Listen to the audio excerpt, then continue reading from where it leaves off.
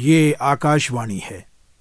पंडित दीनदयाल उपाध्याय नाटकों के अखिल भारतीय कार्यक्रम में आज प्रस्तुत है आधुनिक भारत के प्रसिद्ध चिंतक और विचारक पंडित दीनदयाल उपाध्याय के जीवन और विचारों पर केंद्रित ये नाटक। लेखिका हैं शोभना भारद्वाज और निर्देशक हैं विनोद कुमार। तो आइए सुनते हैं ये नाटक पंडित दीनदयाल उपाध्याय।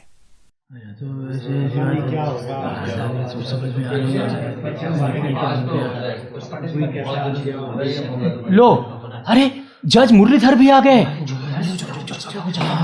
ऑर्डर ऑर्डर जी, अब आगे कहिए और संक्षेप में कहिए। जी योर ऑनर, ये बताने की जरूरत तो नहीं है, लेकिन फिर भी कहना चाहता हूं कि दीनदयाल उपाध्याय कोई साधारण व्यक्ति नहीं थे। चलिए जी, मान लिया दीनदयाल उपाध्याय एक महान व्यक्ति थे।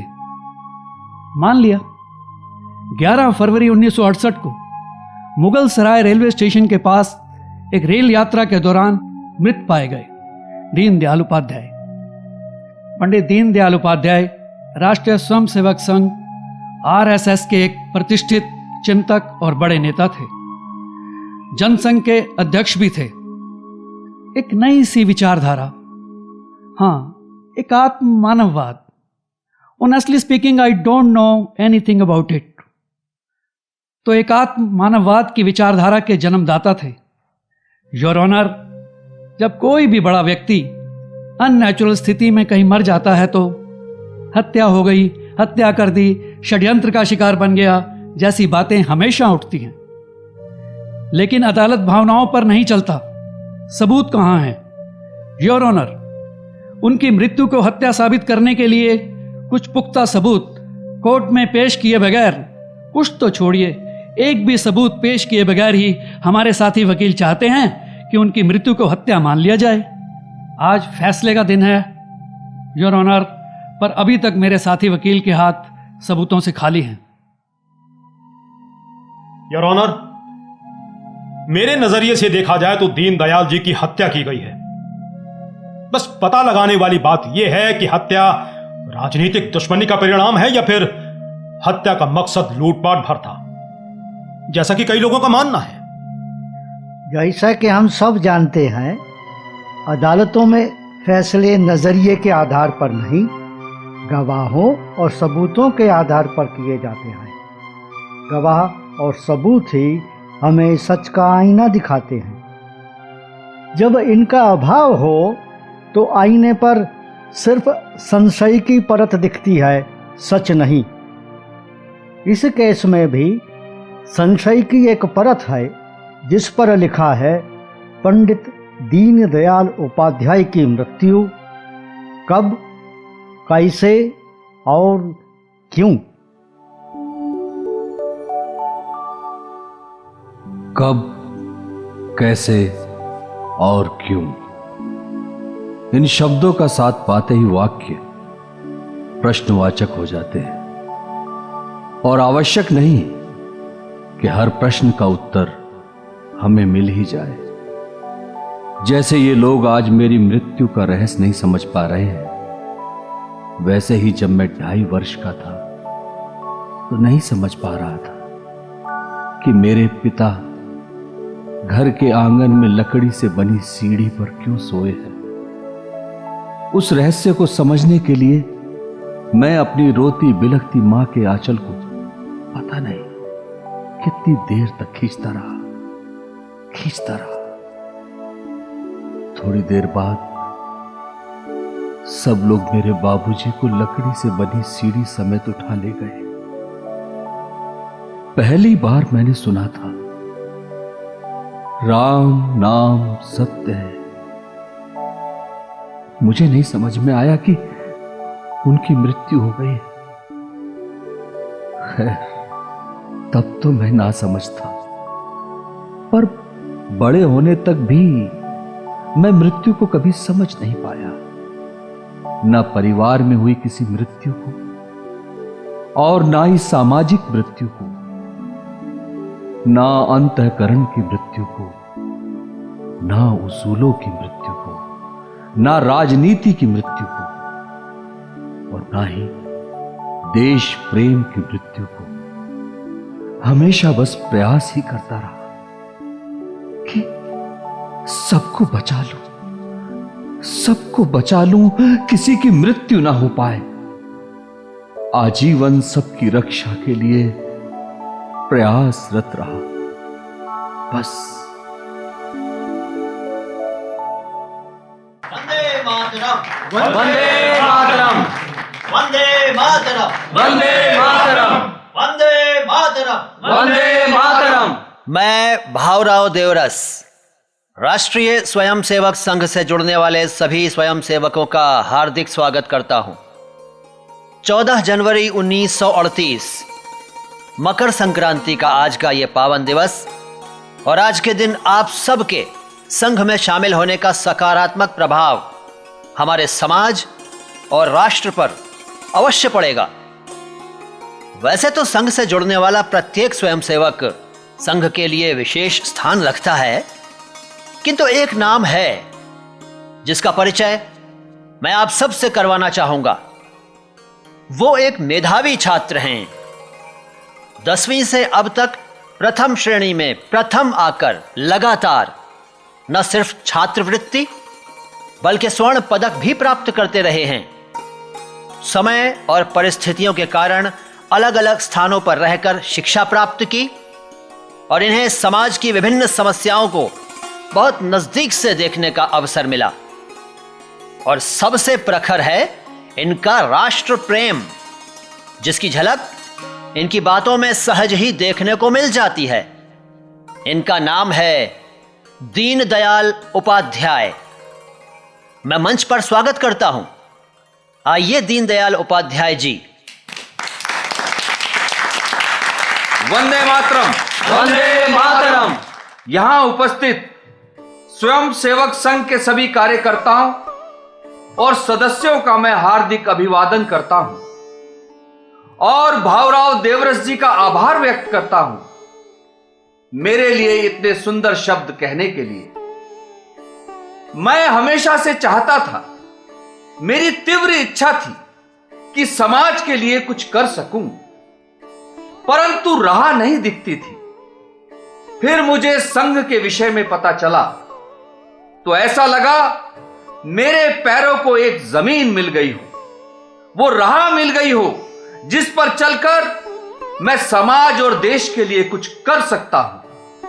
राष्ट्र की सेवा मेरा एकमात्र उद्देश्य है और संघ का साथ मेरे इस उद्देश्य को पूरा करने का माध्यम बनेगा, ऐसा मेरा पूर्ण विश्वास है। आज मैं संघ से जुड़ा हूं और इसका श्रेय मैं भावराव देवरस जी के साथ साथ बलवंत शिंदे जी को भी देता हूं। अगर उन्होंने संघ के मूल सिद्धांतों को समझने में मेरी सहायता न की होती तो संभवतः मैं आज यहां नहीं होता, क्योंकि इनके द्वारा ही मुझे पता चला कि संघ एक हिंदू संस्था तो है परंतु कट्टरता का समर्थक नहीं। हमारी संस्कृति, हमारी सभ्यता, हमारा धर्म पुरातन है और वर्तमान में जितने भी धर्म भारत में हैं उनका जन्म इन्हीं से हुआ है। जैसे हिमालय से निकलने वाली गंगा विभिन्न स्थानों पर पहुंचती है और भिन्न भिन्न स्थानों पर पहुंचकर अलग अलग नामों से जानी जाती है, वैसे ही हमारा हिंदू धर्म और संस्कृति है। और क्योंकि हमारी हिंदू संस्कृति रूपी पेड़ की अनेक शाखाएं हैं तो आवश्यक है इसके जड़ का विशेष ध्यान रखना। अगर हम इसकी रक्षा करेंगे, इसकी नींव मजबूत होगी तो भारत के हर धर्म की और हमारी संस्कृति की रक्षा होगी। हमारी सनातन भारतीय संस्कृति संपूर्ण और अमूल्य है और इस संस्कृति की रक्षा करने, इसका प्रचार प्रसार करने की जरूरत है। आज पराधीनता के परिवेश में हम अपनी संस्कृति को बिसारते जा रहे हैं और संभवतः यही कारण है कि स्वतंत्रता के लिए हमारी जो लड़ाई चल रही है उसमें विजय हासिल करने में समय लग रहा है। संघ वापस हमें हमारी संस्कृति का महत्व समझाने और उसकी छत्र छाया में लौटा लाने का महान कार्य कर रहा है। आज बहुत जरूरी है कि लोग संघ से जुड़ें, इसके महत्व को समझें, ताकि संस्कृति की रक्षा हो सके। जब भारतीय संस्कृति की रक्षा होगी तो संस्कार स्वयं रक्षित होंगे, और जब संस्कार में, आत्मा में भारत बसेगा तो स्वतंत्रता संग्राम हमारे लिए आसान हो जाएगा। मेरा प्रयास रहेगा कि मैं अपनी योग्यता संघ के लिए सिद्ध कर पाऊं। वंदे मातरम। वंदे मातरम। दीनदयाल, बहुत उत्तम दिन चुना तुमने संघ से जुड़ने का। क्यों बलवंत शिंदे जी? हाँ बिल्कुल, मकर संक्रांति जैसा पावन दिन और कौन सा होगा। कहते हैं आज के दिन गंगा स्नान करके मनुष्य अपने समस्त कर्मों से मुक्त होकर एक नया जन्म लेता है। संघ से जुड़ाव को भी मैं इसी रूप में देख रहा हूं शिंदे जी। राष्ट्र सेवा में जुट जाना चाहता हूं बिना क्षण गवाए। एक बात कहूं दीनदयाल? जी कहिए। तुम्हारे अंदर कुछ विशेष है, कुछ अलग है। सही कहा आपने। ये आपसे मिलने वाले को सहज ही समझ में आ जाता है। मुझे तो लगता है कि हम नहीं मिले होते तब भी राष्ट्र की सेवा का कोई ना कोई मार्ग तुम अवश्य ढूंढ ही लेते, लेकिन मैं इसे संघ का सौभाग्य समझता हूं कि तुम संघ से जुड़े। तुम जैसा राष्ट्र को समर्पित कार्यकर्ता संघ को प्राप्त हुआ। भाऊराव जी, आप मुझे शर्मिंदा कर रहे हैं। तुम देखना दीनदयाल, भाऊराव देवरस की यह बात समय के साथ सत्य सिद्ध होगी।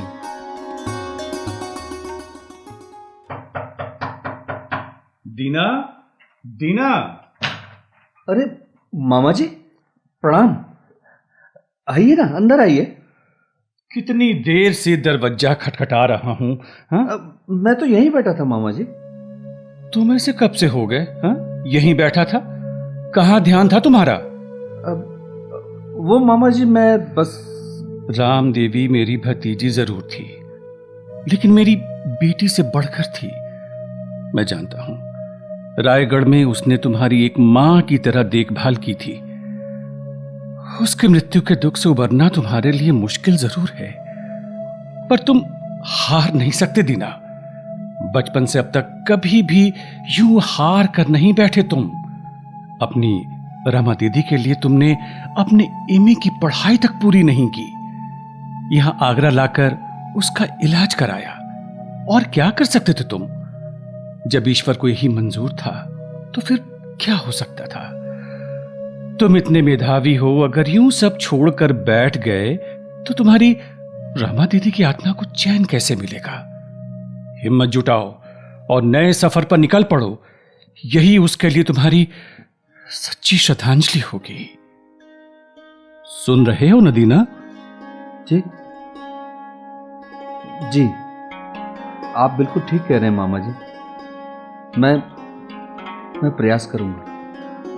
मैं तुम्हें अच्छी तरह जानता हूं दीना।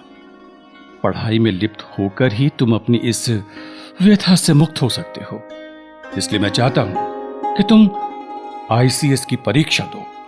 लेकिन मामा जी। मैं कुछ नहीं सुनूंगा हां के अलावा, समझे? ठीक है मामा जी, जैसा आपका आदेश।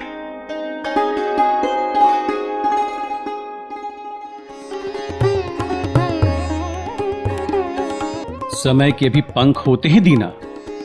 परीक्षा का परिणाम तो बहुत अच्छा रहा तुम्हारा। आज साक्षात्कार भी तुम बहुत अच्छी तरह देकर आओगे, मेरा विश्वास है ये। जी। पर साक्षात्कार के लिए तो आप सूट बूट अनिवार्य बता रहे थे ना? ये दीना तो धोती कुर्ते में जा रहा है कहीं। मामी जी, साक्षात्कार आईसीएस के लिए चुने जाने पर भारत के लोगों की ही सेवा करनी है, अंग्रेजों की नहीं। तो फिर भला भारतीय परिधान से परहेज क्यों? हम अपने ही देश में अपनी ही नौकरी के लिए विदेशी कपड़े पहने? ये तो अनुचित है ना। ये सूट बूट पहनने वाली बात मेरे गले तो बिल्कुल नहीं उतरती। इससे बहस करना बेकार है, समझी? और वैसे भी तुम कभी कुछ गलत न कहते हो ना ही करते हो। चलो अब जल्दी करो, नहीं तो देर हो जाएगी तुम्हें। हाँ। ठीक है मामा जी, मैं चलता हूँ। पाँव लागे मामी जी। ठाकुर जी की कृपा हो। ये लो, जरा दही चख लो। सफल होकर लौटोगे दीना, पक्का। आपका आशीर्वाद चाहिए बस।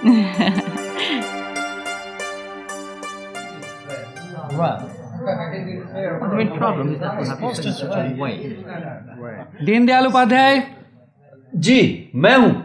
तैयार हो जाइए, अगला इंटरव्यू आपका है। आइए, इधर से जाइए। मैं अंदर आ सकता हूं? आप दीनदयाल उपाध्याय। दीनदयाल उपाध्याय आप हैं? जी, मेरा नाम ही दीनदयाल उपाध्याय है। Interesting. Deendayal Upadhyay, written exam में आपने वाकई बहुत बढ़िया परफॉर्म किया, बट यहां इस वेशभूषा में, पंडित वाले ड्रेस में आप कैसे आ सकते हैं? माफ कीजिएगा, आपने ढंग से देखा नहीं। ये हिंदुस्तानी वेशभूषा है, इंडियन ड्रेस। क्या आपको पता नहीं इस इंटरव्यू के लिए सूट बूट में आना था? जी, पता था। तो क्या हम जान सकते हैं कि उसके बाद भी आप इस धोती कुर्ते में यहां क्यों आ गए? महाशय, क्षमा चाहता हूं, परंतु ये नौकरी पाकर मैं जिस राष्ट्र की सेवा करना चाहता हूं, वहां की 80% आबादी का परिधान ये धोती कुर्ता ही है। तो भला साक्षात्कार के लिए इसे पहनने में क्या बुराई है? क्या गलत है? लुक मिस्टर उपाध्याय, ये बताने की जरूरत तो नहीं है कि सबसे पहले वेशभूषा ही व्यक्ति के व्यक्तित्व का परिचय देती है। अगर आप वैसे ही कपड़े पहनेंगे या वैसे ही दिखेंगे जैसी आम जनता दिखती है, तो आपका असर नहीं पड़ता है। जब तक आप जनसाधारण से अलग नहीं दिखेंगे, ना तो आपको कोई सीरियसली लेगा और ना आप निष्पक्ष होकर कोई काम ही कर पाएंगे। इसका अर्थ है मुझे नए सिरे से कुछ सीखना पड़ेगा। डेफिनेटली। खासकर वो जो आप मुझे समझा रहे हैं। महोदय, कार्य करने के लिए तो क्षमता की आवश्यकता है, जो बुद्धि, सोच और अनुभव से प्राप्त होती है। भला सूट बूट में ऐसा क्या है जो वो पहनकर ही हम अपना काम अच्छे से कर सकते हैं? अच्छी कार्यशैली आंतरिक गुण से आ सकती है, कपड़े परिधान से ये कैसे संभव है? और यदि ऐसा होता तो फिर साक्षात्कार का कोई अर्थ ही नहीं रह जाता। मेरा मानना है कि किसी को भी इस पद के लिए उसकी योग्यता की कसौटी पर परखा जाना चाहिए, वेशभूषा के आधार पर नहीं। तो मिस्टर दीनदयाल उपाध्याय, आपकी क्या राय है? आईसीएस के लिए सिलेक्ट होने वाले व्यक्ति में कौन कौन से गुण होने चाहिए? यह तो आपका काम है और मुझे लगता है आप बखूबी अपना काम जानते भी हैं। लेकिन यदि आप मेरा दृष्टिकोण जानना चाहते हैं तो मेरे अनुसार परिहित भावना, साहस, विद्वता, स्पष्टवादिता, न्याय और सत्य को सर्वोपरि रखने का गुण जिसमें हो, वही व्यक्ति आईसीएस अधिकारी पद पर आसीन होना चाहिए। जनसाधारण से अलग रहकर नहीं, उनके बीच रहकर उनकी समस्याओं के जड़ तक पहुंचा जा सकता है, और तभी जनसाधारण की समस्याओं का समाधान, उनका हित कर पाना संभव है। महाशय, देखिए मिस्टर उपाध्याय, आप वास्तव में पंडित हैं, सिर्फ बाहरी पहनावे के आधार पर नहीं, बल्कि आंतरिक रूप से भी पंडित हैं। आपकी लिखित परीक्षा के परिणाम से ही पता चलता है कि आप कितने ज्ञानी हैं। हम लोग तो आपको पंडित दीनदयाल उपाध्याय के नाम से ही जानेंगे। जाइए और परिणाम की प्रतीक्षा कीजिए। धन्यवाद, नमस्कार।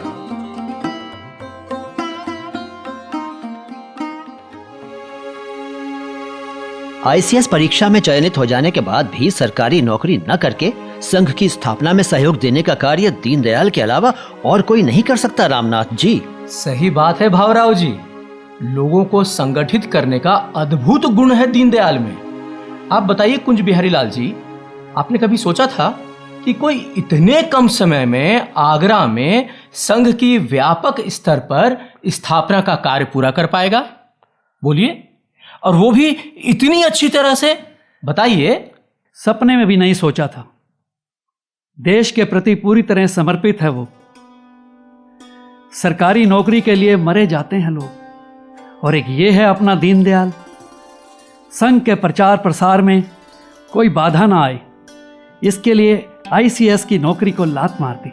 और दीनदयाल के काम करने का जोश और देश की स्वाधीनता का उसका जज्बा शब्द नहीं है बयान करने के लिए।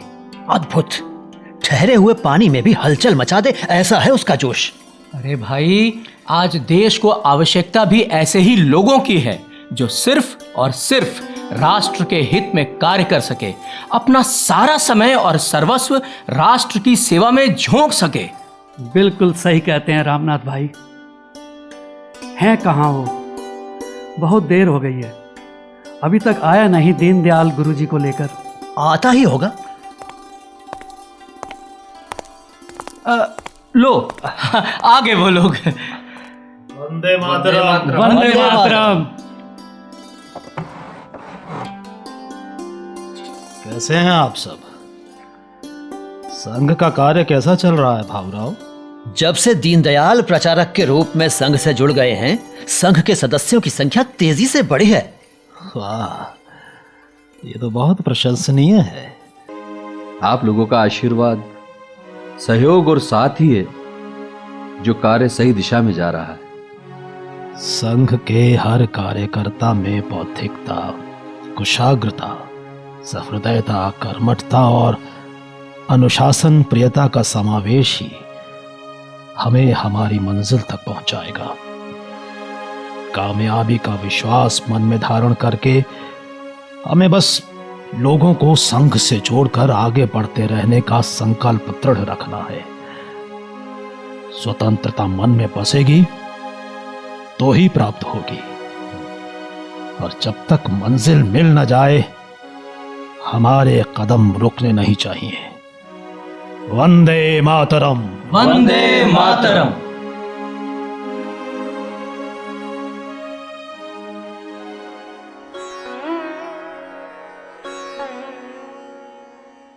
सुनते हो? दीनदयाल का पत्र आया है। अरे कहाँ हो? जल्दी आओ ना, पढ़कर तो सुनाओ। आ रहा हूँ भाई, आ रहा हूँ। ओहो, आज तो बड़ी उतावली हो रही हो तुम। अरे क्यों ना हो, दीना को जो पत्र लिखा था उसका ही उत्तर होगा ना इसमें। चलो खोलो खोलो, जल्दी करो ना। दो इधर दो। देखूं सर, क्या लिखा है इसने भाई? आदरणीय मामा जी, सादर चरण स्पर्श। जीते रहो। आपका पत्र प्राप्त हुआ। मैं जानता हूँ आप और मामी जी सदा मेरा भला चाहते हैं। और क्या, जीता रहे। परंतु मामा जी, आज हमारे समाज की, हमारे राष्ट्र की जो परिस्थिति है उसे देखते हुए मैं एक बात कहना चाहता हूँ। आपने मुझे शिक्षा दीक्षा देकर सब प्रकार से योग्य बनाया। अब क्या मुझे समाज के लिए नहीं दे सकते? जिस समाज के हम ऋणी हैं उसके प्रति उत्तरदायी भी तो होना चाहिए। आज समाज रूपी भूमि में खाद की आवश्यकता है। हम केवल फसल काटना चाहते हैं, परंतु भूमि में खाद तो डालनी होगी, नहीं तो भूमि को अनुपजाऊ होते समय नहीं लगेगा।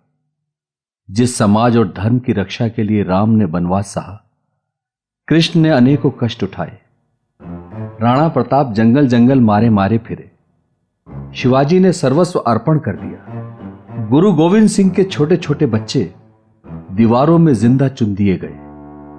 क्या उनकी खातिर हम अपने जीवन की झूठी आकांक्षाओं का त्याग भी नहीं कर सकते? आज समाज हाथ पसार कर भीख मांगता है। लोगों ने तो अपने इकलौते पुत्र को सहर्ष सौंप दिया, फिर आपके पास तो एक के स्थान पर 3-3 पुत्र हैं। क्या उनमें से एक को भी आप समाज के लिए नहीं दे सकते?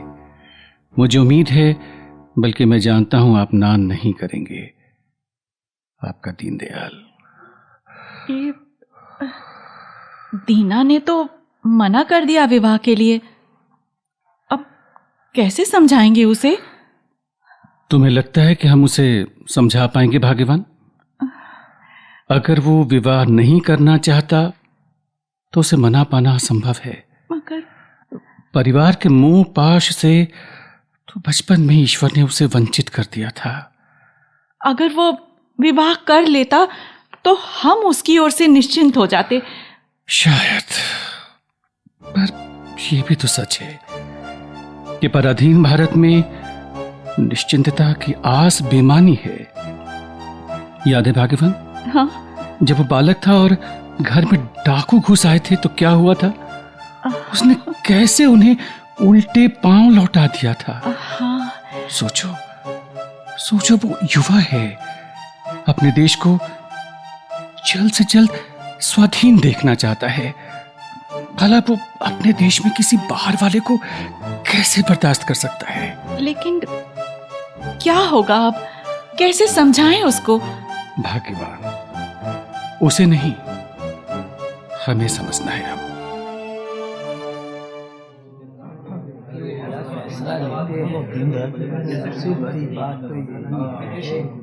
मैं यहाँ उपस्थित सभी गुणीजनों का हार्दिक स्वागत करता हूँ और आभार प्रकट करता हूँ। हमारी मासिक पत्रिका राष्ट्र धर्म, जो राष्ट्र धर्म प्रकाशन लिमिटेड के माध्यम से प्रकाशित होने जा रही है, उसके प्रबंध निदेशक श्री नानाजी देशमुख जी का, हमारे प्रकाशक श्री राधेश्याम कपूर जी का, हमारे प्रबंधक श्री ज्वाला प्रसाद चतुर्वेदी एवं श्री मनमोहन गुप्त जी का, और साथ ही हमारे प्रेस व्यवस्थापक श्री बजरंग शरण तिवारी और जनार्दन राव पावगी जी का। मुझे पूरा विश्वास है कि जन जागरण और राष्ट्र उत्थान के उद्देश्य से जो ये पत्रिका राष्ट्र धर्म का प्रकाशन प्रारंभ हो रहा है, ये एक नई जन क्रांति लाने में सफल होगी। मैं निवेदन करूंगा कि हमारे प्रबंध निदेशक श्री नानाजी देशमुख इस पावन अवसर पर कुछ शब्द कहें। नाना जी।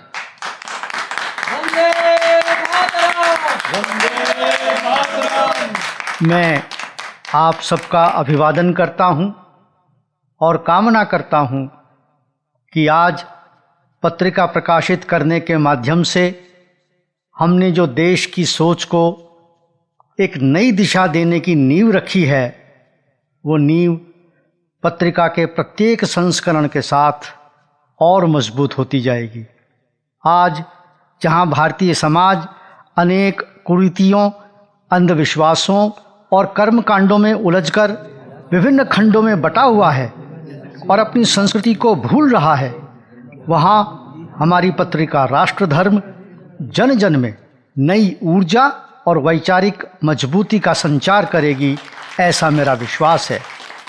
मैं आप लोगों का ज़्यादा समय न लेते हुए आप सबसे अब विदा लेता हूँ और सबसे उम्मीद करता हूँ कि सब अपना अपना कार्य तत्परता से करेंगे।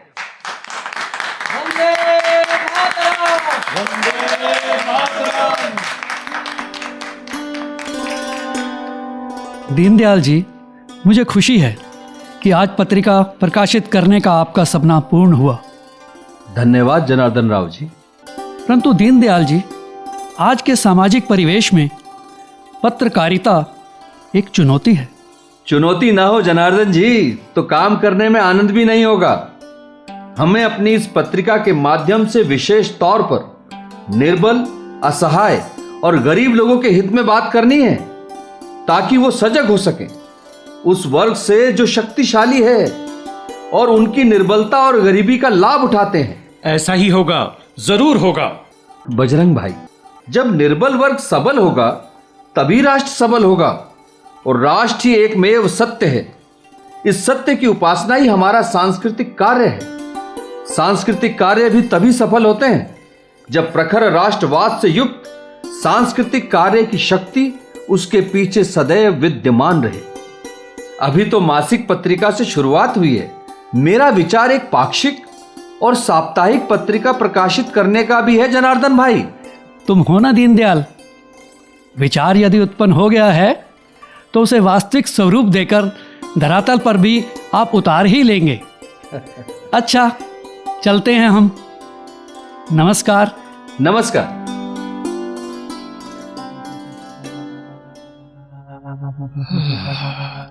कभी कभी दीनदयाल की इस आदत पर ईर्ष्या भी होती है और डर भी लगता है। बजरंग जी, दीनदयाल के दिमाग में विचार आया नहीं कि वो उस जमीन पर उतारने में देर नहीं लगाता है। ये बात तो है। ईर्ष्या का भाव होना तो समझ सकता हूं, लेकिन डर क्यों? ये गुण बहुत दुश्मन पैदा करता है, खासकर सामाजिक और राजनीतिक जीवन में। चलिए चलते हैं।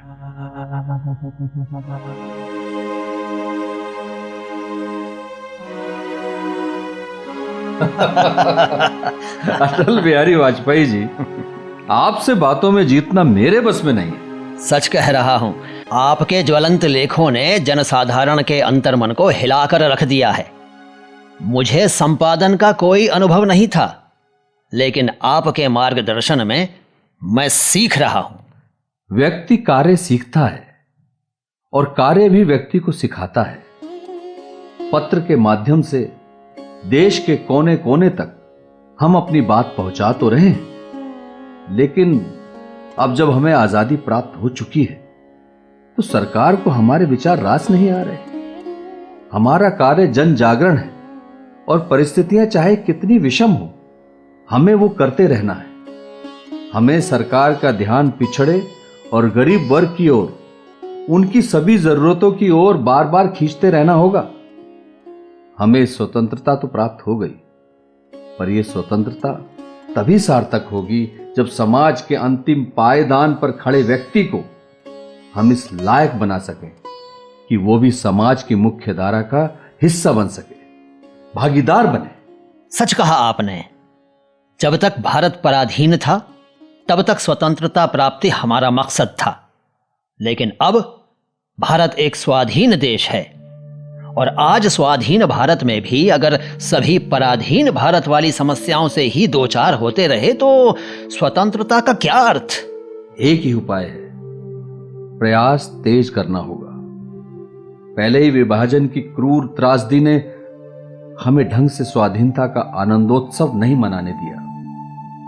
दुख होता है, बहुत दुख होता है यह सोचकर कि जिस राष्ट्र को गुलामी की बेड़ियों से स्वतंत्र कराने के लिए सभी धर्म के लोगों ने एक साथ मिलकर क्रांति का बिगुल बजाया था, अपना सर्वस्व न्यौछावर किया था, उस धर्म को ही हथियार बनाया गया। राष्ट्र के विभाजन का, सरकार की अव्यवहारिक और तुष्टीकरण की नीति के कारण देश विभाजन रूपी अग्नि की भेंट चढ़ गया।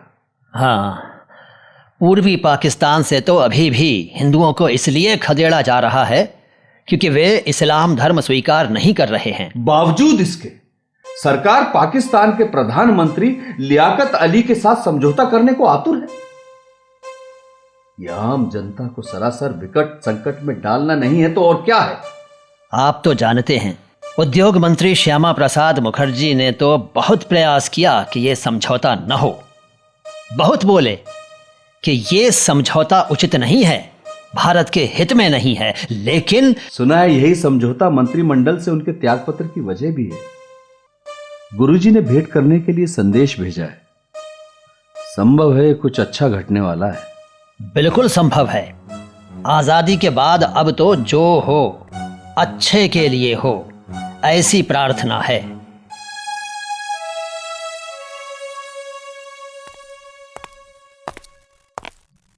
गुरुजी। आओ दीनदयाल, स्वागत है। प्रणाम गुरुजी, कैसे हैं आप? मैं अच्छा हूं। आदेश दीजिए गुरुजी, कैसे याद किया?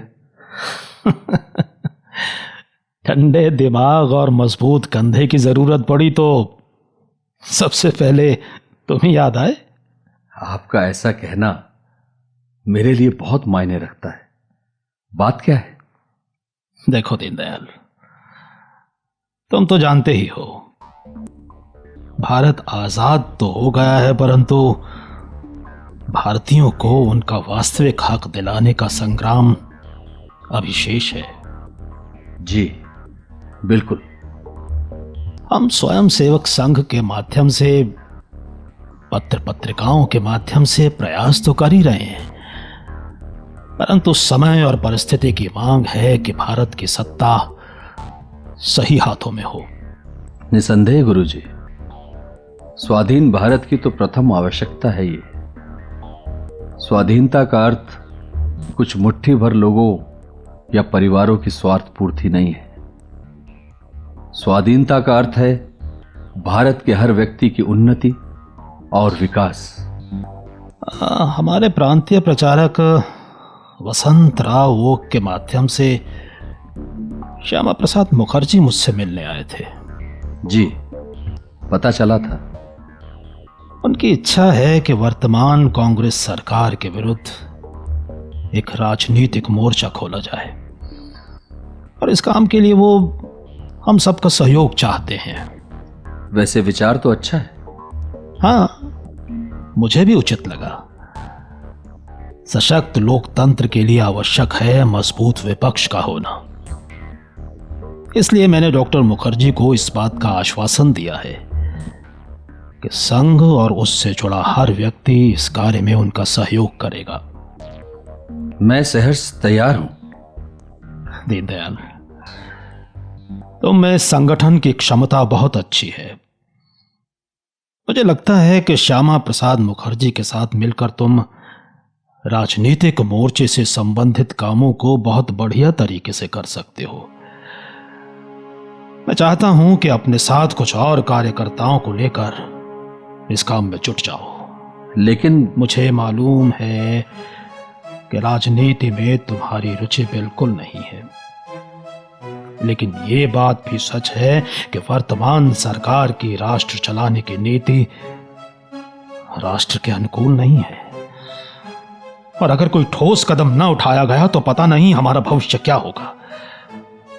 इसलिए मैं चाहता हूं मैं पूरी तत्परता और लगन से इस काम को करूंगा गुरुजी। मुझे विश्वास था कि तुम ना नहीं करोगे। अब आज्ञा दीजिए। विजयी भव। वंदे मातरम। वंदे मातरम।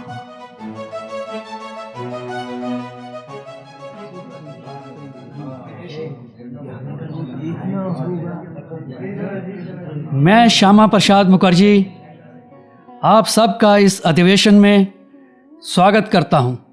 मैंने केवल एक विचार रखा था गुरुजी के समक्ष। उस विचार को आकार देने के लिए उन्होंने मुझे दीनदयाल उपाध्याय के रूप में एक ऐसा व्यक्ति सौंप दिया जिसमें चुंबकीय शक्ति है। दीनदयाल जी के प्रयासों से ही 21 अक्टूबर 1951 को अखिल भारतीय जनसंघ की स्थापना संभव हुई और सच कहूं तो अखिल भारतीय जनसंघ की स्थापना मेरे लिए एक दिवा स्वप्न को मूर्त रूप दिए जाने के समान था। मैंने केवल जनसंघ का बीज बोया था, लेकिन इसे वृक्ष बनाने का कार्य दीनदयाल ने किया। आज अगर राज्य स्तरीय जनसंघ अखिल भारतीय जनसंघ बना है तो ये परिणाम है दीनदयाल के परिश्रम, लगन और समर्पण का। आज मैं निसंकोच कह सकता हूँ कि मुझे यदि सिर्फ दो दीनदयाल मिल जाएं तो मैं भारतीय राजनीति का नक्शा बदल दूंगा। मुझे हर्ष है कि हमारे अखिल भारतीय जनसंघ को महामंत्री के रूप में इतना कर्मठ और अद्भुत नेतृत्व क्षमता रखने वाले व्यक्ति मिले हैं। पंडित दीनदयाल उपाध्याय जी, मेरा आपसे आग्रह है कि राष्ट्रीय महामंत्री के रूप में आप 2 शब्द कहें। धन्यवाद। सभा में उपस्थित जनसंघ के सभी सदस्य, नानाजी देशमुख और आदरणीय डॉक्टर श्यामा प्रसाद मुखर्जी, मैं आप सबका हार्दिक आभार प्रकट करता हूं कि मुझे महामंत्री के पद के योग्य समझा। हम सबके लिए सर्वोपरि है राष्ट्रहित। जनसंघ के गठन का उद्देश्य राजनीति नहीं है, बल्कि उद्देश्य है देश में शांतिपूर्ण तरीकों से आर्थिक और सामाजिक क्रांति लाना। जो परिवार सत्ता और कुर्सी से चिपके रहते हैं, उन्हें आपदस्थ होने का भय डराता रहता है। सत्ता से दूर होते ही, उससे अलग होते ही वो छटपटाने लगते हैं। ऐसा नेतृत्व और ऐसे नेता मौका परस्त होते हैं और इनसे आदर्शवाद की उम्मीद करना बबूल में आम के फल की कामना करने जैसा है। जनसंघ का उद्देश्य देश को नया नेतृत्व देना है। यह ठीक है कि नारेबाजी, जुलूस और जय जयकार का भी एक नशा होता है, लेकिन उससे सच्चे और निष्पक्ष नेतृत्व का निर्माण नहीं होता। नेतृत्व को अपने आप उभरने दीजिए। कृत्रिम उपायों से, जोड़ तोड़ से उसे ऊपर उठाना किसी काम का नहीं है। लोकतंत्र की सफलता और अपने दल के हित के लिए उचित यही है कि सामान्य जन को ही हम अपना लक्ष्य बनाएं। अनाड़ी प्रतीत होने वाला सामान्य व्यक्ति वास्तव में बुद्धिमान होता है। वो शूरों से भी अधिक शूर होता है, क्योंकि वो संघर्ष की धरती पर नंगे पांव चल चुका होता है। जब देश की बात हो तो परिवारवाद का कोई स्थान नहीं होना चाहिए। भारतीय जनसंघ सामान्य, साधारण जन का संगठन बने, यह मेरी धारणा भी है और कामना भी। वंदे मातरम, वंदे मातरम।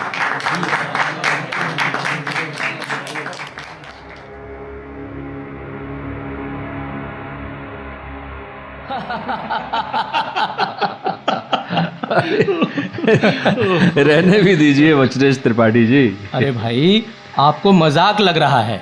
राजीव लोचन से पूछ लीजिए। क्यों राजीव भाई?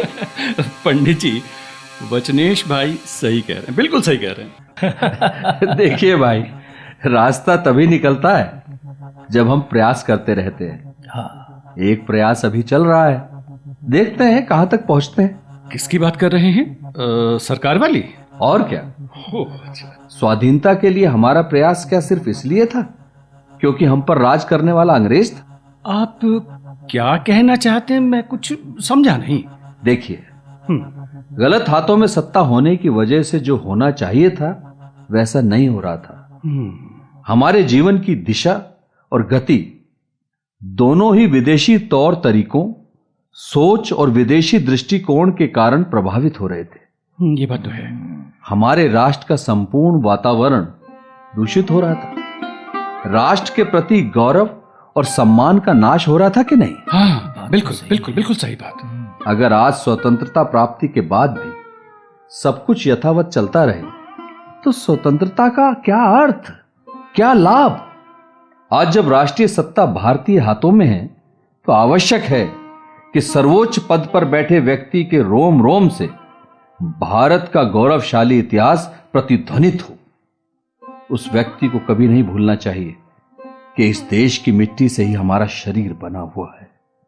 उसके हृदय में उन्हीं भावनाओं की गूंज होनी चाहिए जो इस देश की 30 करोड़ लोगों के हृदय में है। बिल्कुल। हर भारतीय का सुख, हर भारतीय का विकास हमारा उद्देश्य होना चाहिए। हर भारतीय के दुख और समस्याओं को मिटाना हमारा धर्म है। और अगर यह सब नहीं होता तो स्वाधीनता निरर्थक है। पंडित जी, ये राष्ट्र कल्याण की भावना से काम करने वाला आप जैसा व्यक्ति ही सोच सकता है, लेकिन जो केवल पद की लालसा रखते हैं उनके लिए स्वतंत्रता एक लाभ है, व्यक्तिगत और पारिवारिक लाभ। उनका क्या करेंगे आप? तभी तो यह जरूरी है कि लोकतंत्र के लोग को जगाया जाए। आम जनता के मन मस्तिष्क को सरकार से सवाल पूछने के लायक बनाया जाए। वो पूछें कि सरकारी नीतियां क्यों हमारे हित में नहीं बन रही हैं? सरकार क्यों हमें लोकतंत्र के भागीदार के रूप में नहीं देख रही है? आदमी जब सामूहिक भाव को भूलकर अलग अलग व्यक्तिगत धरातल पर सोचता है तो उससे बहुत नुकसान होता है। जब हम सामूहिक रूप से अपना अपना काम करके राष्ट्र की चिंता करेंगे, व्यक्ति नहीं एक समाज के रूप में विचार करेंगे, तभी, केवल तभी स्वाधीनता का अर्थ सिद्ध हो पाएगा, अन्यथा सब व्यर्थ है। बिल्कुल बिल्कुल सटीक सोच है आपकी। सच। योजना आयोग को भी एक विशेषज्ञ के भांति काम करना चाहिए। आज की समस्याओं के उपाय ढूंढकर उनके समाधान के लिए आवश्यकता अनुसार तात्कालिक और दूरगामी उपाय भी सुझाने चाहिए। राजीव लोचन जी, वचनेश त्रिपाठी जी, क्या आपको नहीं लगता कि एक पंचवर्षीय योजना तो ऐसी हो जिसमें सभी के लिए रोजगार का प्रावधान हो? हमें शासन की कार्य प्रणाली को सुधारना ही होगा, नहीं तो राष्ट्र की स्थिति गंभीर होती चली जाएगी। बात है तो विचारणीय, पर परिवर्तन में समय लगेगा। हाँ, ये तो है, पर हमारी कलम की ताकत इसमें महत्वपूर्ण भूमिका निभाएगी। वैसे भी हिंदी पत्र पत्रिकाओं से ही उम्मीद अधिक है, नहीं तो अंग्रेजी भाषा की ज्यादातर पत्र पत्रिकाएं भारतीय हाथों में आ तो गई, पर उन पर उनके विचार और क्रियाकलापों में अंग्रेजी की छाप अभी भी बाकी है। दीनदयाल जी, अंग्रेजी की छाप तो बहुत गहरी बैठ गई है, और ये बैठ भारत में और गहरी होती जा रही है। मुश्किल तो आएगी नहीं इसे मिटाने में। बिल्कुल मुश्किल तो आएगी, पर यह भी सच है कि नामुमकिन नहीं है ये। वैसे किसी भाषा विशेष से मेरा कोई बैर नहीं है, लेकिन हमारी भाषाएं, हमारी संस्कृति हमारे हृदय में बसती हैं, हमारे सहज जीवन का आधार है ये। अंग्रेजियत हटाना है तो हमें राष्ट्रीय स्वाभिमान की भावना को मजबूत करना होगा। चाहे लाभ भी हो रहा होता अंग्रेजी शासन से, तब भी क्या हम अंग्रेजी हुकूमत को सहन कर सकते थे? नहीं ना। याद है स्वतंत्रता संग्राम के शुरुआती दिनों में ब्रिटिश समर्थक तत्वों को हम क्या कहा करते थे? हम कहते थे कि स्वराज्य की प्यास को सुराज्य से नहीं बुझाया जा सकता। होगी अंग्रेजी बहुतों के लिए सुभाषा, लेकिन स्वभाषा की आवश्यकता की पूर्ति सुभाषा से नहीं की जा सकती। देश का अपना एक गौरव होता है, और वही हर भारतीय का गौरव होना चाहिए।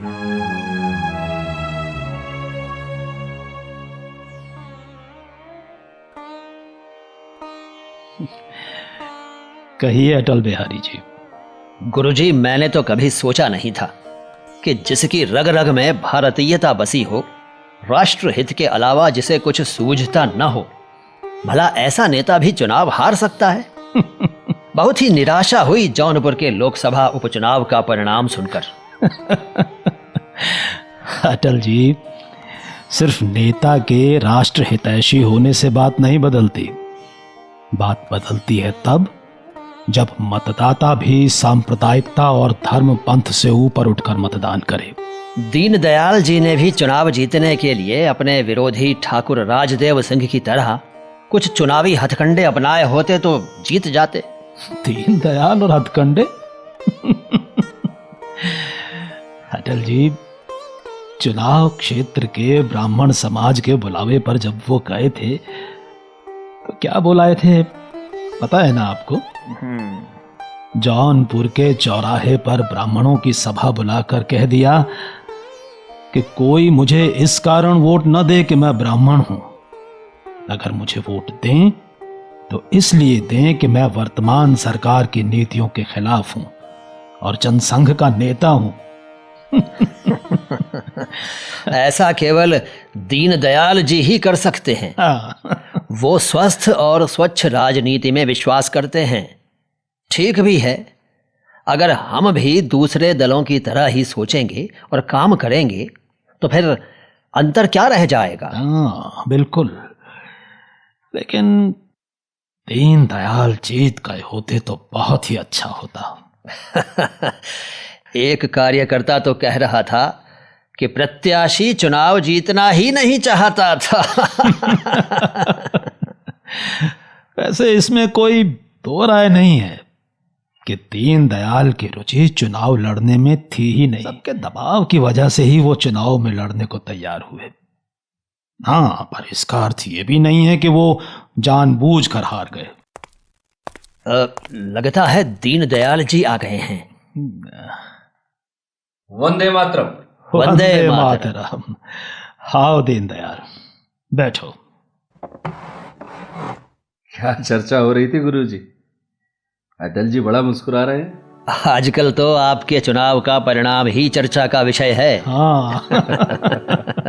मैंने तो पहले ही कहा था कि चुनाव लड़ना और जीतना मेरे वश में नहीं है। भाई, तुम्हारे जैसे प्रत्याशी के जीतने के लिए मतदाताओं का जागरूक होना बहुत आवश्यक है। हाँ, मतदाताओं का जागरूक होना लोकतंत्र के लिए जरूरी है। सिद्धांतहीन मतदान सिद्धांतहीन राजनीति का जनक है। ये तो संभव ही नहीं कि सिद्धांतहीन मतदान हो और उससे उत्पन्न राजनीति सिद्धांतवादी हो। हम जैसा चुनेंगे वैसा ही तो पाएंगे। सही बात है, लेकिन जहां तक मैं समझता हूं कि वैसे तो सिद्धांतवादी व्यक्ति हमेशा थे और हमेशा रहेंगे। सिद्धांतवादी संस्थाएं भी हमेशा थीं और हमेशा रहेंगी। लेकिन अगर हम सिद्धांतवादी समाज बनाना चाहते हैं तो जरूरी है कि सबसे पहले मतदाता को मतवान बनाया जाए। जब तक अर्थव्यवस्था, समाज व्यवस्था, विश्व व्यवस्था, इन सबके बारे में मतदाताओं का अपना मत नहीं होगा, वो सही प्रत्याशी का चुनाव कैसे कर पाएंगे? बिल्कुल बिल्कुल ठीक कहा तुमने। उचित मतदान के लिए इन सब बातों का ज्ञान होना आवश्यक तो बहुत है। गुरुजी, मतदाताओं को मतवान बनाने के लिए आवश्यकता है लोकमत परिष्कार की। लोगों के मत को परिष्कृत करने के लिए एक पूरी पीढ़ी को आगे आना होगा। चुनाव के समय अपने चुनाव क्षेत्र और मतदाताओं के पास पहुंचे नेताओं की खबरें और चित्र, यह तरीका बदला जाना चाहिए। इससे ज्यादा जरूरी है कि देश के बुद्धिजीवी, साहित्यकार, पत्रकार, अध्यापक, ये लोग आम जनता के बीच में जाएं, चौपाले लगें, लोग सत्संग करें। चाहे जो भी माध्यम हो, चाहे जो भी तरीका अपनाया जाए, लेकिन देश की जनता को अपने हित में निर्णय लेने के योग्य बनाना ही होगा। जब तक उनको हर विषय का ज्ञान नहीं होगा, सही निर्णय कैसे ले पाएंगे वो? हाँ, सिर्फ हमारे सोच लेने से जनसाधारण का भला हो ऐसा संभव नहीं है। हम कुछ चीजें तो ठीक कर सकते हैं, पर वास्तव में जब तक देश का हर नागरिक स्वयं अपने लिए प्रयास नहीं करेगा, विकास अधूरा रहेगा। हाँ, हम अपनी जनता का, जनसाधारण का सहयोग करते रहेंगे ताकि ये सब जल्दी हो पाए और आजादी के बाद जैसे राष्ट्र की हमने कल्पना की है, वो कोरी कल्पना न रहकर जल्द ही वास्तविकता में परिवर्तित हो जाए। हजारों साल पुरानी सभ्यता और संस्कृति का देश है हमारा भारत। दुनिया को सिखाए हैं हमने कई ज्ञान। जागना होगा, जगाना होगा। मैं जानता हूं दीनदयाल, राष्ट्र हित में कार्य करने के लिए तुम किसी चुनाव में जीत के मोहताज नहीं हो। राष्ट्र सेवा की तुम्हारी भावना तुम्हारे प्रयासों में तेजी ही लाएगी। मेरी शुभकामनाएं तुम्हारे साथ हैं। वंदे मातरम। वंदे मातरम। वंदे मातरम।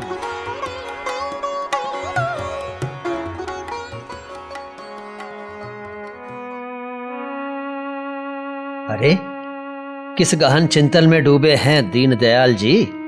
हमारे आने तक का पता नहीं चला आपको?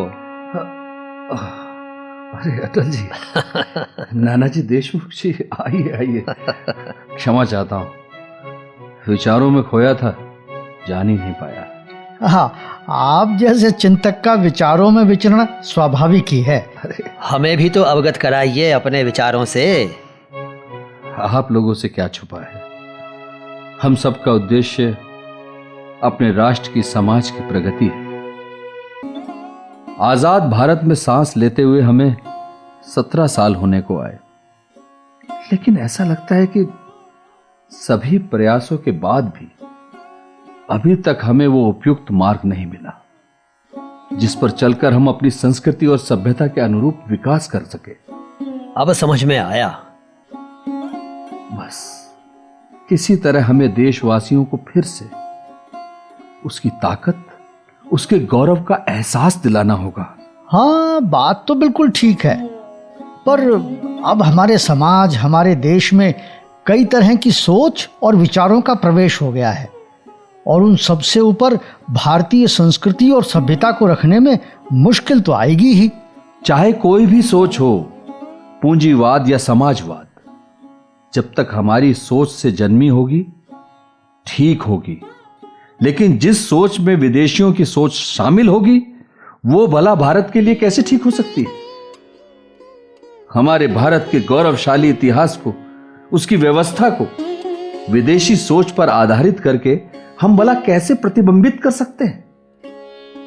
जब तक राष्ट्र की व्यवस्था को चलाने के लिए हमारी अपनी राष्ट्रीयता पर आधारित सोच नहीं होगी, हम भला कैसे विकास कर पाएंगे? दुख इस बात का है कि स्वाधीनता के बाद जो सरकार भारत का नेतृत्व कर रही है, उसने विदेशी सोच के आगे घुटने टेक दिए हैं। उसने मान लिया है कि पाश्चात्य दर्शन ही आधुनिक है और हमारी अपनी सभ्यता प्राचीन है, पिछड़ी हुई है। दीनदयाल जी, वर्तमान सरकार का ऐसा मानना उनके अपने व्यक्तिगत लाभ के लिए है। जनसाधारण की दिशा और दशा से उन्हें कोई लेना देना है ही नहीं। तभी तो कहता हूं कि यह हमारा कर्तव्य बनता है। हमको बताना है सबको कि प्रत्येक देश की अपनी ऐतिहासिक, सामाजिक और आर्थिक परिस्थिति होती है। जैसे एक औषधि हर व्यक्ति के लिए प्रयोग नहीं की जा सकती, ठीक उसी प्रकार एक व्यवस्था हर जगह, हर देश में लागू नहीं की जा सकती। हाँ, लेकिन बताने के साथ साथ उस व्यवस्था को भी तो ढूंढना होगा, बनाना होगा जो हमारे देश के लिए उपयुक्त हो। वही तो, उस व्यवस्था का सूत्र हमारी संस्कृति और सभ्यता में ही छुपा हुआ है। भारत को सोने की चिड़िया कहते थे। क्यों? क्योंकि तब प्रत्येक परिवार स्वावलंबी था, किसी पर निर्भर नहीं था। जरूरत इस बात की है कि आज हम स्वदेशी को युगानुकूल और विदेशी को स्वदेशानुकूल बनाकर ग्रहण करें। यही भारतीयकरण की प्रक्रिया है। किसी भी तरह रोजगार के अवसर बढ़ाकर हमें कर्मठ बनना ही होगा। और कुछ बातें हैं जो हमारे राष्ट्र में निश्चित रूप से होना शुरू हो जानी चाहिए। जैसे हर वयस्क को मताधिकार का अधिकार राजनैतिक लोकतंत्र का पैमाना है, उसी तरह हर वयस्क को काम का अवसर देना आर्थिक लोकतंत्र का पैमाना है। आर्थिक लोकतंत्र को मजबूत करने के लिए हमारा स्वावलंबी होना अनिवार्य है, और स्वावलंबी हम केवल तभी हो सकते हैं जब स्वदेशी संसाधन, स्वदेशी उत्पादन, स्वदेशी वितरण, स्वदेशी उपभोग को पूरी तरह अपना लें। विदेशी वस्तुओं को क्यों अपने घरों और जीवन में स्थान दें? अगर ऐसा हम कर पाए तो हमारे यहां फिर हर परिवार स्वावलंबी होगा, और अगर परिवार स्वावलंबी होगा तो गांव भी स्वावलंबी होंगे, फिर जनपद और पूरा राष्ट्र स्वयं ही स्वावलंबी हो जाएगा। स्वरोजगार को बढ़ावा देकर ही हम आगे बढ़ सकते हैं, पूर्णतः स्वावलंबी हो सकते हैं। मैं प्रयास करूंगा कि जल्द ही एक ऐसी विचारधारा जनसाधारण तक पहुंचाऊं जो विकास के पथ पर अग्रसर होने में सहायक सिद्ध हो। जनसंघ का अधिवेशन होने वाला है, तैयार हो जाइए, वो अवसर मिलने ही वाला है आपको। जी।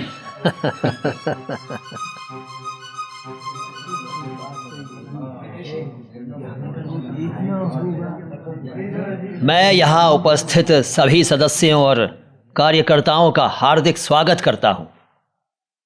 मुझे उम्मीद है कि आज जनसंघ का ये अधिवेशन हम सब के लिए ही नहीं बल्कि देश के लिए भी बहुत ही महत्वपूर्ण साबित होगा, क्योंकि आज हमारे जनसंघ के महामंत्री पंडित दीनदयाल उपाध्याय जी कुछ विशेष कहने वाले हैं अपने भाषण में।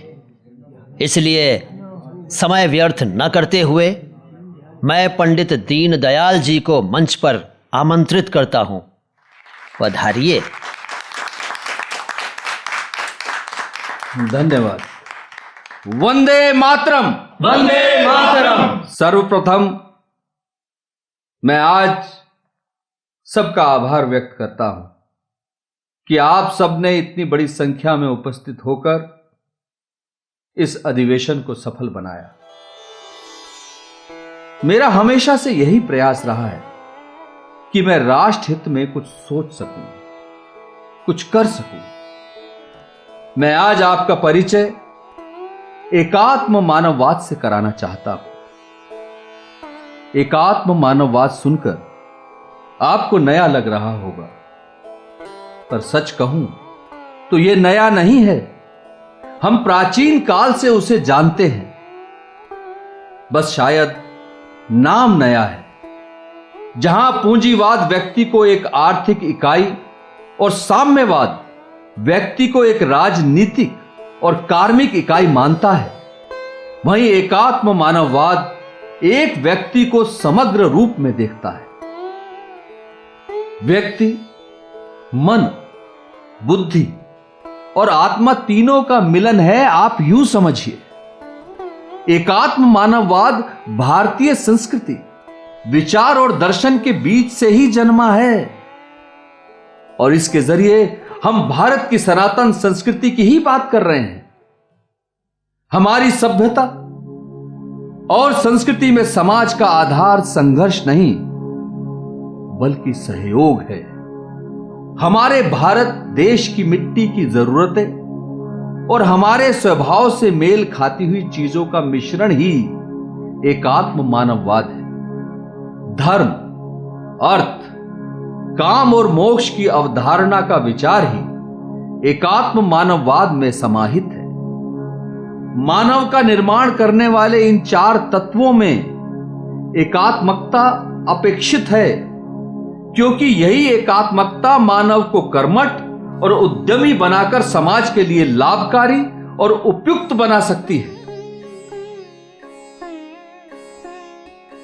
व्यक्ति और समाज भला अलग अलग कैसे हो सकते हैं? व्यक्ति से परिवार, परिवार से समाज और समाज से राष्ट्र और फिर मानवता को अपनाना एकात्म मानववाद है। राष्ट्र के प्रत्येक नागरिक को सुख, समृद्धि, शिक्षा और संस्कार मिले, इसके लिए सरकार की नीति होनी चाहिए। समाज और सरकार को परस्पर सहयोग से राष्ट्र के अभ्युदय और परम वैभव के लिए काम करना चाहिए। यही एकात्म मानववाद का मूल स्वभाव है। अगर हम एकात्म मानववाद को समझकर उसे अपना लें तो मेरा विश्वास है कि जल्दी ही हमारी समस्याओं का, दुविधाओं का अंत होगा और इनके अंत से आरंभ होगी यात्रा हमारे विकास की, हमारे राष्ट्रीय अभ्युदय की यात्रा, वास्तविक भारत की यात्रा।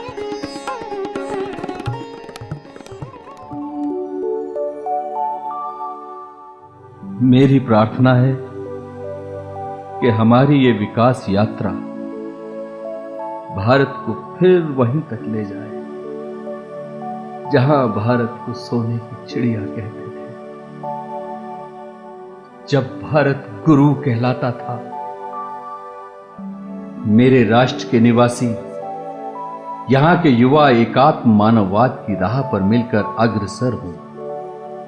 मैंने पहले ही कहा था कि मैं मृत्यु को कभी समझ नहीं पाया, ना परिवार में हुई किसी मृत्यु को और ना ही सामाजिक मृत्यु को, ना अंतःकरण की मृत्यु को, ना उसूलों की मृत्यु को, ना राजनीति की मृत्यु को और ना ही देश प्रेम की मृत्यु को। हमेशा बस प्रयास ही करता रहा कि सबको बचा लो, किसी की मृत्यु ना हो पाए। मैं चाहता हूं इसी भारत में पुनः जन्म लेना, ताकि अपने माथे पर अपने देश की मिट्टी का तिलक लगा सकूं और मेरे पुनर्जन्म में संभवतः मुझे इतनी मृत्यु न देखनी पड़े। और यदि ऐसा हुआ तो सब ठीक हो जाएगा, सब बच जाएगा। वंदे मातरम।